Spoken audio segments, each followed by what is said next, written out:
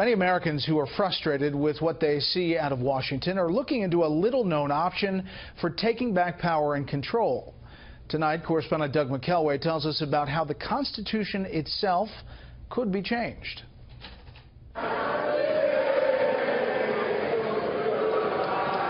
A taunting chant on the House floor after passage of the health care bill was a new marker of the open hostility in dysfunctional Washington. Dueling used to be one way to settle political insults, but Article 5 of the Constitution offers a more civilized way, a convention of the states, something not done since before the signing of the Constitution. It is the only process that is available to address what Washington is doing. Washington is not going to fix itself. In his book, The Liberty Amendments, author and radio host Mark Levin describes the remedy of a convention of the states.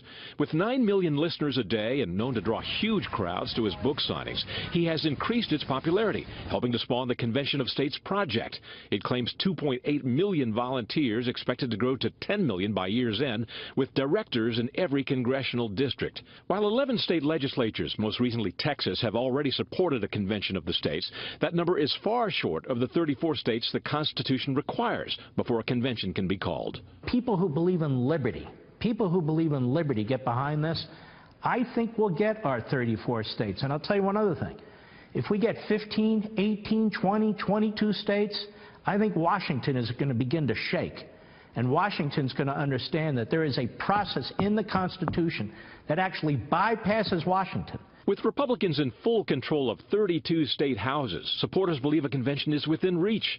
They say its agenda would likely include requiring a balanced budget, reducing the federal regulatory burden on the states, restoring state sovereignty by eliminating federal mandates and grants, and allowing a two-thirds majority of the states to override Supreme Court decisions, federal laws, and regulations. I said from the Senate floor in 2006, there's a rumble in our country. You just saw the part of the rumble with this last election. The founders added this to the Constitution because they recognize that never in history has a central government voluntarily ceded power back to its people. So this is the safety check. Opponents fear a convention dominated by special interests, that it might result in the evisceration of hard-won legislative and court victories.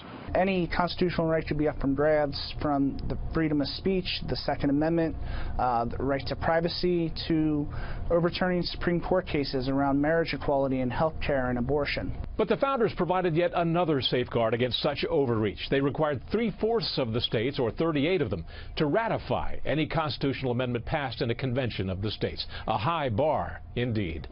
Right? This is one to follow. Doug, thank you.